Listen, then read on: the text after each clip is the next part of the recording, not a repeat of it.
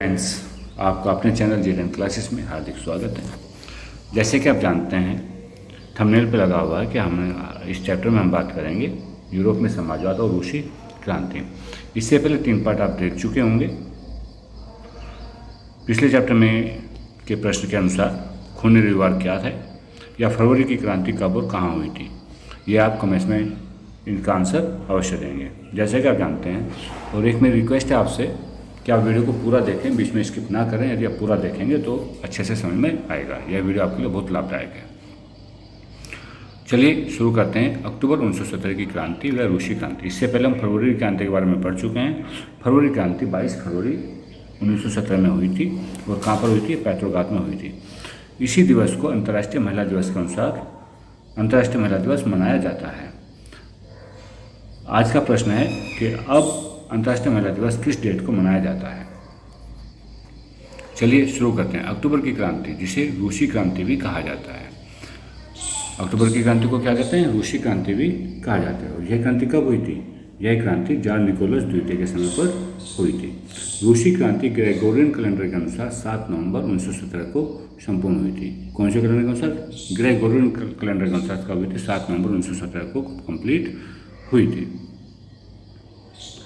इसे साम्यवादी बोल्शेविक क्रांति भी कहते हैं। क्यों कहते हैं? क्योंकि इसमें बोल्शेविक क्रांतियों ने भाग लिया था। और इस क्रांति के कौन कौन से कारण थे जिनके बारे में हम चर्चा करेंगे। निम्न कारण थे। सबसे पहला कारण था बोल्शेविक और अंतरिम सरकार के बीच बढ़ते हुए मतभेदों के कारण लेनिन ने पेट्रोग्राद और बोल्शेविक पार्टी की सत्ता को अपने हाथों में लेने के लिए प्रोत्साहित किया था। लेनिन ने क्या किया था कि पेट्रोग्राद और बोल्शेविक जो पार्टी थी उसको सत्ता को अपने हाथों में लेने के लिए प्रोत्साहित कर दिया था।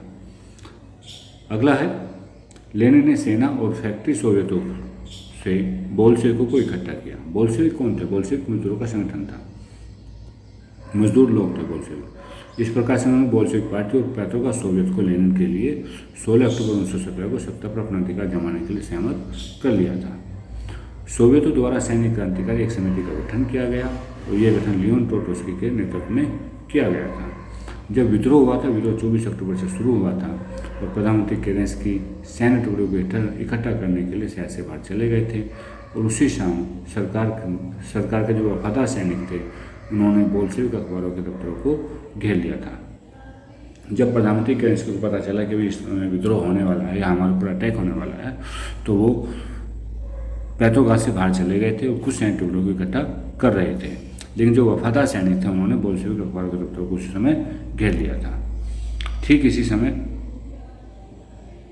टेलीफोन और दफ्तरों पर नियंत्रण प्राप्त करने के लिए विंटर पैलेस की रक्षा करने के लिए सरकार ने सैनिकों को भेज दिया।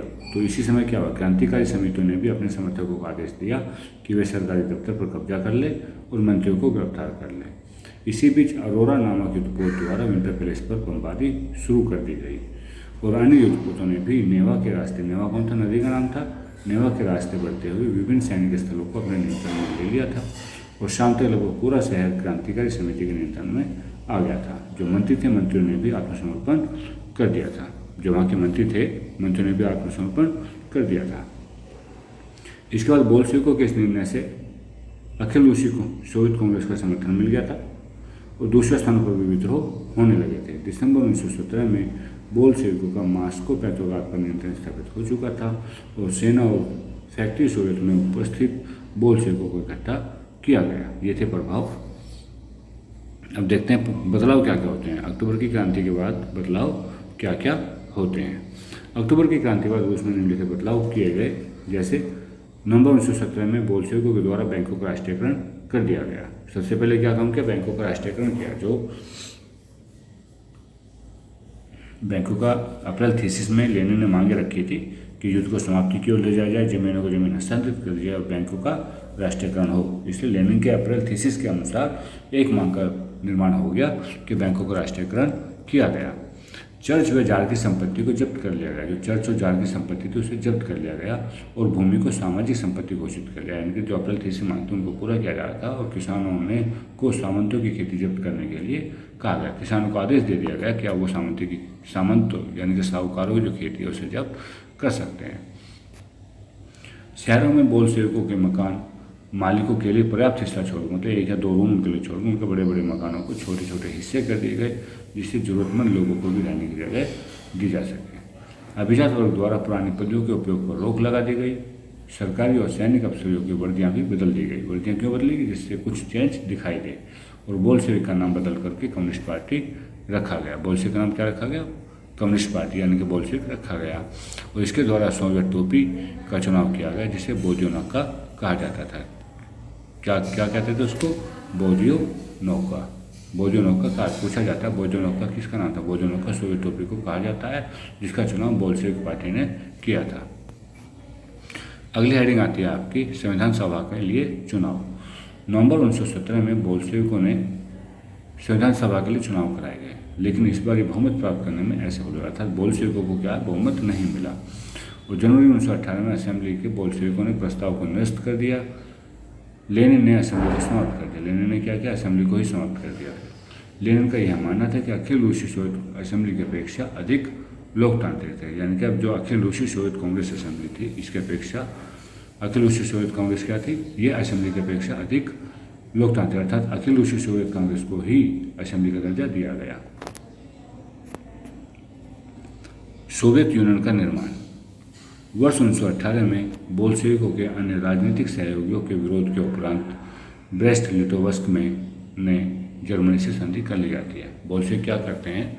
बोल्शेविक क्या करते हैं? जर्मनी से संधि कर लेते हैं। कहाँ पर? ब्रेस्ट लिटोवस्क में। कब करते हैं? 1918 में करते हैं। विरोध किसका था? जो राजनीतिक सहयोग थे उनका, वो विरोध कर रहे थे। और अखिल रूसी सोवियत कांग्रेस के लिए होने वाले चुनाव में भाग लेने वाले एकमात्र पार्टी बोल्शेविक रह गई थी, क्योंकि अखिल रूसी कांग्रेस को क्या दर्जा दे दिया था? उसे देश की संसद बना दिया गया था। इस प्रकार रूस एक दलीय राजनीतिक व्यवस्था वाला देश बन गया था। पूछा जाता है कि एक दलीय राजनीतिक वाला देश कौन सा बन गया था? तो यह रूस बन गया था। गुप्तचर पुलिस, जिसे पहले चेका और बाद में OGPU तथा NKVD का नाम दिया गया था, ये गुप्तचर पुलिस थी जो उन्हें दंडित करती थी जो बोल्शेविकों की आलोचना करते थे, अर्थात जो भी बोल्शेविक की आलोचना करते थे उन्हें गुप्तचर पुलिस जो थी वो दंडित करती थी। इसी समय बहुत सारे कलाकार और लेखक बोल्शेविकों की तरफ आकर्षित होने लगे, क्योंकि यह समाजवाद और परिवर्तन के समर्पित थी। जो कौन थी समाजवाद के समर्पित? Bolshevik party. तो इसलिए बोल्शेविक के प्रति वो आकर्षित होने लगे थे। इसके बाद शुरू होता है गृह युद्ध। पुणे पुनर्वितरण के बाद जो भूमि पुनर्वितरण का आदेश दिया था बोल्शेविकों ने, उसके कारण रूसी सेना टूटने लगी, क्योंकि इसमें अधिकांश जो सिपाही थे वो किसान वर्ग से थे। जब भूमि पुनर्वितरण के लिए वो घर लौटना चाहते थे, इसलिए वो सेना को छोड़ करके जाने लगे। समाजवादी, उदारवादियों और राजशाही के समर्थकों तथा गैर बोल्शेविकों द्वारा बोल्शेविक विद्रोह की निंदा की गई और वो निंदा करने लगे। और इसके नेता जो थे दक्षिण रूस में एकत्र होकर बोल्शेविकों से लड़ने के लिए टुकड़ियाँ एकत्र करने लगे, अर्थात वहाँ पर लड़ाइयाँ शुरू होने लगी। जो नेता थे वो दक्षिण रूस में जाकर के इनके खिलाफ लड़ने के लिए तैयार होने लगे थे। वर्ष 1918-19 तक रूसी साम्राज्य पर जार समर्थक व्हाइट्स, जार समर्थक को क्या कहते थे? व्हाइट कहते थे। और सामाजिक क्रांतिकारियों को ग्रीन्स कहते थे, अर्थात बोल्शेविक को क्या कहेंगे? ग्रीन्स कहेंगे। तो इनके प्रति नियंत्रण स्थापित हो चुका था। इन्हें ब्रिटिश, फ्रांसीसी और अमेरिकी समर्थन मिल रहा था। बोल्शेविक और इनके बीच चल रहे गृह युद्ध के कारण भुखमरी, डकैती और लूटमार जैसी भी कई घटनाएं होने लगी थी या होती थी। क्रांति पूर्व रूसी साम्राज्य पर नियंत्रण स्थापित करने के लिए बोल्शेविकों को गैर रूसी राष्ट्रवादियों और मुस्लिम गतिविधियों की मदद से सफलता मिली थी। जब क्रांति पूर्व रूसी साम्राज्य था, उस पर नियंत्रण करने के लिए बोल्शेविक क्या था? उन्होंने गैर रूसी जो राष्ट्रवादी जो रूस के रहने वाले नहीं थे या मुस्लिम गतिविधियों की मदद से सफलता मिली थी। और वर्ष 1922 में गैर रूसी राष्ट्रवादियों को राजनीतिक स्वायत्ता बोल्शेविकों के द्वारा प्रदान की गई, यानी 1922 में जो गैर रूसी लोग थे उन्हें स्वायत्ता प्रदान कर दी गई थी। समाजवादी समाज का निर्माण। गृह युद्ध के दौरान बोल्शेविकों के द्वारा उद्योगों और बैंकों का राष्ट्रीयकरण कर दिया गया था। इनके द्वारा कृषकों को भी ऐसी भूमि पर खेती का आदेश दिया था जिसका समाजीकरण हो चुका था। और बोल्शेविक सामूहिकता दिखाने का प्रयास करते थे। क्या करते थे इसके द्वारा? बोल्शेविक सामूहिक, हम समूह में काम करते हैं। केंद्रीकृत योजना की प्रक्रिया। केंद्रीकृत योजना यानी कि सेंट्रलाइज योजना, इसके द्वारा नए कार्यक्रम प्रस्तुत किए गए। अर्थव्यवस्था में सुधार करने के लिए पंचवर्षीय योजनाएं लागू की गई, जैसे भारत में भी होता है। सरकार ने पहली दो योजनाएं 1927 से लेकर 1932 तक और 33 से लेकर 38 के बीच में औद्योगिक विकास को बढ़ावा देने के लिए सभी कीमतों को स्थिर कर दिया, सभी कीमतों पर रोक लगा दी। उन्होंने कहते कि बाजार में कोई भी अपनी कीमत नहीं बढ़ा पाएगा, एक फिक्स स्टैंडर्ड कीमत कर दी गई। और केंद्रीकृत योजना यानी सेंट्रल योजना से क्या हो, आर्थिक विकास को काफ़ी करते हैं। जब महंगाई नहीं बढ़ेगी, कीमत नहीं बढ़ेगी तो विकास तो होगा। केंद्रीकृत योजना के कारण औद्योगिक उत्पादन बढ़ने लगा, इसके साथ ही नए औद्योगिक शहर भी स्थापित किए गए। और कहा बताया जाता है कि 1929 से 1932 के मध्य तेल, कोयला और स्टील के उत्पादन में 100% वृद्धि हुई, यानी कि जो उनका उत्पादन होने लगा था वह डबल होने लगा। मजदूरों की स्थिति क्या हो गई थी, जब तेजी से निर्माण कार्य चल रहे थे तो उसके कारण मजदूरों की जो कार्य स्थितियाँ थी वो दयनीय होने लगी। उदाहरण के तौर पर हम बात करते हैं तो मैग्नीटोटस एक शहर था, इसमें स्टील संयंत्र का निर्माण मात्र 3 साल में कर लिया गया था। कितने साल में किया? 3, जबकि उस समय इतनी ज़्यादा टेक्नोलॉजी भी नहीं थी, तब 3 साल में कर दिया। और मजदूरों की स्थिति में सुधार के लिए श्रमिकों को शौचालय, स्वास्थ्य देखभाल आदि की बुनियादी सुविधा भी उपलब्ध नहीं थी। इसी स्थिति में श्रमिकों के सुधार के लिए क्या क्या उपाय किए गए थे? फैक्ट्री कामगारों और किसानों की शिक्षा के लिए विस्तृत शिक्षा व्यवस्था की शुरुआत की गई थी और इन्हें विश्वविद्यालय में प्रवेश दिलाने के लिए भी उचित व्यवस्था की गई थी। महिला मजदूरों के बच्चों के लिए फैक्ट्री में बालवाड़ियाँ खोली गई जिससे वहाँ के छोटे बच्चे खेल सकें, और सस्ती स्वास्थ्य सुविधाओं का प्रारंभ किया गया जिससे मजदूरों को आदर्श आवासीय क्षेत्र स्थापित किया गया। यानी कि सस्ती स्वास्थ्य सुविधाएँ थी जो मजदूरों को आसानी से वहाँ पर स्वास्थ्य बीमार होते हैं वहाँ से दवाइयाँ ले सकते थे, और इसी प्रकार से उनके लिए आवासीय क्षेत्र स्थापित किए गए। सरकार द्वारा ये सभी प्रयास सब जगह एक जैसे नहीं थे। एक जैसे इसलिए नहीं थे क्योंकि हर जगह जो सरकारी संसाधन थे वो भी उपलब्ध नहीं हो पाते थे, और सरकारी संसाधन सीमित थे तो इसलिए सब जगह प्रयास एक जैसे नहीं थे। अगला हेडिंग आता है स्टालिनवाद एंड सामूहिकीकरण। नियोजित अर्थव्यवस्था यानी कि जो प्लांट अर्थव्यवस्था थी उसका शुरुआती समय पर कृषि का सामूहिकीकरण किया गया था। तो जब कृषि का सामूहिकीकरण किया था कुछ बर्बाद भी हुआ था। जनवरी 1924 में लेनिन की मृत्यु के पश्चात जोसेफ स्टालिन सोवियत कम्युनिस्ट का नेता बना। जब लेनिन मर गया 1924 में, उनकी मृत्यु हो गई, तो उसके बाद कौन बना? जोसेफ स्टालिन, जो सोवियत कम्युनिस्ट का नेता बना था। और वर्ष 1927-28 में रूस के शहरों में अनाज का संकट उत्पन्न हो गया था। सरकार द्वारा क्या काम किया गया? अनाज का दाम निश्चित कर दिया गया, पर इससे महंगा अनाज कोई भी नहीं बेचेगा। अनाज के रेट फिक्स कर दिए गए, परंतु कृषकों ने अपने अनाज को इस दाम में बेचने से इनकार कर दिया। किसान ने मना कर दिया, हम इस दाम पर नहीं बेचेंगे। स्टालिन का मानना था कि बड़े किसान या व्यापारी कीमत बढ़ने की आशा से अनाज नहीं बेच रहे हैं। स्टालिन ने यह सोचा कि जो बड़े किसान या व्यापारी वो कीमत बढ़ने की आशा से अनाज नहीं बेच रहे हैं। इसके कारण स्टालिन ने खेती के सामूहिकीकरण की शुरुआत की। क्या क्या? खेती का सामूहिकीकरण शुरुआत किया, और जिसके कारण बहुमत में सामूहिक खेती की शुरुआत की गई। यानी कि सब लोग खेत में एक साथ काम करेंगे, छोटे छोटे खेतों को मिला करके बड़े खेत बना दिए गए। वर्ष 1928 में पार्टी के सदस्यों ने अनाज उत्पादकों के क्षेत्रों में जाकर निरीक्षण किया। इन्होंने किसान से बलपूर्वक अनाज भी खरीदा और कुल को अर्थात रूस के संपन्न किसानों के यहाँ छापे मारे। कुलक कहा जाता था, रूस के संपन्न किसानों को क्या कहते थे? कुलक कहते थे। वर्ष 1917 के बाद भूमि को हस्तांतरित कर दिया गया, यानी कि भूमि सबको बांट दी गई। आधुनिक खेत विकसित करने और उनको मशीनों की सहायता से औद्योगिक खेती करने के लिए कुलकों को निष्कासित करना और किसानों से जमीन छीनना, सरकारी नियंत्रण वाले विशाल खेत बनाने आवश्यक हो गए थे। स्टालिन की नीतियाँ। अब स्टालिन की क्या क्या नीतियाँ थी? वर्ष 1929 में कम्युनिस्ट पार्टी ने सभी किसानों को सामूहिक खेतों में कार्य करने का आदेश जारी कर दिया। सामूहिक खेतों को एक नया वर्ड कोल खोज भी कहा जाता है। कृषकों द्वारा भूमि पर सामूहिक तौर पर कार्य किया जाने लगा और कोल खोज से हुए लाभ को सभी किसानों में बांट दिया जाता था।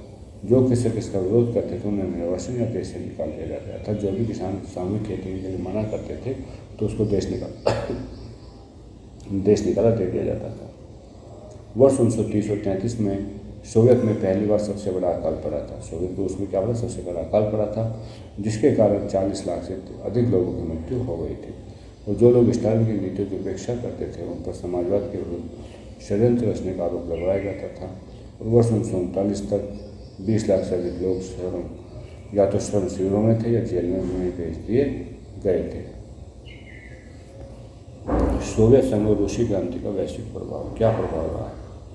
यूरोप की समाजवादी पार्टियां रूस की बोल्शेविक पार्टियों के कार्य करने के तरीके से सहमत नहीं थे, क्योंकि रूस की बाकी समाजवादी पार्टियाँ तो रूस की बोल्शेविक पार्टी के कार्य करने के तरीके से सहमत नहीं थी। हालांकि श्रमिकों की मेहनत वाले राज्य की स्थापना में जो कहते हैं श्रमिकों की मेहनत, भाई कौन थे श्रमिक? बोल्शेविक। उन्होंने तो मेहनत की थी, तो उन्होंने करके राज्य की स्थापना जो की थी उसमें दुनिया के लोगों में इतनी उम्मीद जागृत करनी थी, और इसी का अनुसरण कर बहुत से देशों में कम्युनिस्ट पार्टी की स्थापना की गई।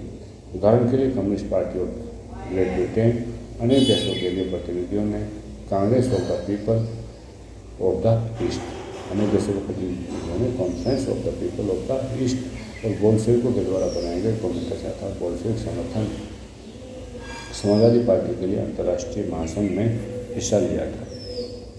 Communist universities of the workers of the east, communist university of the workers of the east में कुछ विदेशियों को शिक्षा भी दी गई थी, और द्वितीय विश्व युद्ध के समय तक सोवियत संघ द्वारा समाजवाद को वैश्विक पहचान मिल पाई थी।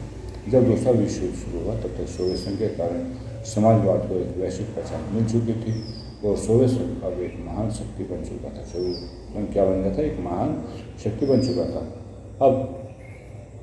अब क्या हो रहा था? अब यहाँ उद्योग और कृषि का विकास हो रहा था, उद्योग का विकास हो रहा था और कृषि का विकास हो रहा था। निर्धन वर्ग को भी अनाज मिल रहा था, परंतु इन सबके पश्चात भी विश्वासी अनेक दमनकारी नीतियाँ लागू की गई थी। यहाँ के नागरिकों को आवश्यक स्वतंत्रता भी नहीं मिली थी, नागरिकों को जो आवश्यक स्वतंत्रता मिली थी वह नहीं मिली थी। सोवियत संघ की प्रतिष्ठा में 20वीं सदी के अंत तक आते आते काफ़ी गिरावट आ चुकी थी, और इसके बाद भी यहाँ के लोग समाजवाद का आदर्शों का सम्मान करते आते हैं, समाजवाद का आदर्शों का सम्मान करते। बेशक गिरावट आ चुकी थी, परंतु समाजवाद पर पुनः अलग अलग देशों में पुनर्विचार किया जाने लगा था। रूस की क्रांति के विषय में भारत के क्या विचार थे? तो रूस की क्रांति में अनेक भारतीयों को प्रेरणा भी दी थी, जिसमें से अधिकतर भारतीयों ने कम्युनिस्ट विश्वविद्यालय से शिक्षा प्राप्त की थी। उनसे अधिकतर लोगों ने क्या किया था? कम्युनिस्ट विश्वविद्यालय था, वहाँ से शिक्षा प्राप्त की थी। वर्ष 1920 में के मध्य में भारत में कम्युनिस्ट पार्टी का गठन किया गया, और इसके प्रतिनिधि कम्युनिस्ट पार्टी के प्रतिनिधियों के संपर्क में रहते थे। महत्वपूर्ण भारतीय राजनीतिक और सांस्कृतिक व्यक्ति सोवियत प्रयोग में शामिल हुए थे। महत्वपूर्ण जो भारत के राजनीतिक और सांस्कृतिक व्यक्ति थे वो भी सोवियत में प्रयोग में हुए थे। इन्होंने सोवियत संघ का दौरा भी किया, और इनमें जवाहरलाल नेहरू, रविंद्रनाथ टैगोर जैसे आदमी महत्वपूर्ण थे। तो पूछा जाता है कि ऐसे भारतीय कौन कौन थे जिन्होंने सोवियत पे चर्चा की है, तो वो कौन थे? जवाहरलाल नेहरू और रविंद्रनाथ टैगोर थे। सोवियत समाजवाद के विषय पर इन्होंने लिखा भी था, और भारतीयों ने सोवियत रूस की छवि को अलग अलग तरीकों से देखा था। हिंदी में R.S. अवस्थी ने वर्ष 1920 में Asian revolution and his life and his thoughts, and the red revolution नामक किताबें भी लिखी थी। किसने लिखी है? R.S. अवस्थी ने। इसके अतिरिक्त S.D. विद्यालंकर ने the rebirth of Russia, the Soviet state of Russia नामक पुस्तकें लिखी है, और उल्लेखनीय है कि इन विषयों पर बाद में बंगाली, मराठी, मलयालम, तमिल और तेलुगु में भी बहुत कुछ लिखा गया है। तेलुगु में भी बहुत कुछ लिखा गया है। यहाँ आके आपका चैप्टर लगभग कंप्लीट होता है।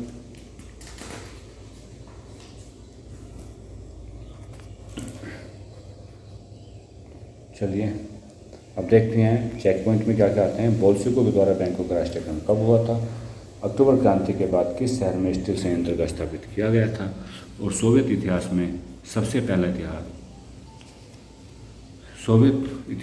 पहला काल कब पड़ा था? और his life and his thoughts किसकी पुस्तक है? तो सबसे पहला आंसर है बोल्शेविकों के द्वारा बैंकों का राष्ट्रीयकरण कब किया गया था? तो बोल्शेविकों ने बैंकों का राष्ट्रीयकरण किया था नवंबर 1917 ईस्वी में। अक्टूबर क्रांति के बाद किस शहर में स्टील संयंत्र स्थापित किया गया था? तो किस शहर में किया था? पेट्रोग्राद में। किस शहर में किया था? पेट्रोग्राद में। सोवियत इतिहास में सबसे पहला अकाल कब पड़ा था? तो सोवियत इतिहास में जो सबसे पहला अकाल पड़ा था यह पड़ा था 1929 और 1930 से 1934 तक। कब पड़ा था? 1930 से 1934 तक सबसे पहला अकाल पड़ा था, जिसमें 40 लाख से अधिक लोगों की मृत्यु हो गई थी। His life and his thoughts पुस्तक किसने लिखी है? तो यह लिखी है किसने लिखी है? R.S. अवस्थी ने। His life and his thoughts पुस्तक किसने लिखी है? R.S. अवस्थी ने। इसी प्रकार से आप इसको पढ़ते रहेंगे, नए नए क्वेश्चन बना के उनका आंसर करते रहेंगे। Thanks for watching. एक बार फिर वीडियो को लाइक व सब्सक्राइब, चैनल को सब्सक्राइब करना ना भूलें, जिससे आपको अगली वीडियो का नोटिफिकेशन समय पर मिलते रहे।